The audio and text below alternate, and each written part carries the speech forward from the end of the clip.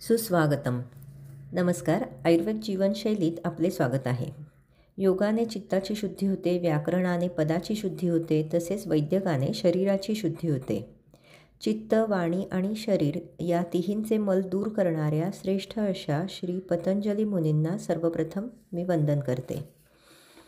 स्वस्थ व्यक्तीचे आरोग्य दीर्घकाळ टिकून राहणे आणि रोगी व्यक्तीचा रोग दूर करणे याचा उत्कृष्ट मार्ग सांगणारे आयुर्वेद हे वैद्यकशास्त्र आहे. असे आयुष्याचे पालन 2 प्रकारे करता येते. आरोग्य पालनासाठी स्वस्थ वृत्त आणि व्याधितासाठी आतुर वृत्त.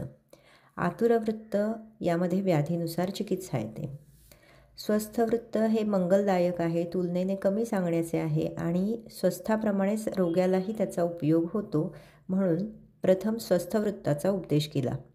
यातही दररोजच्या दिवसानेच आयुष्य चांगले चालते म्हणून दिनचर्या सुरुवातीला सांगितली.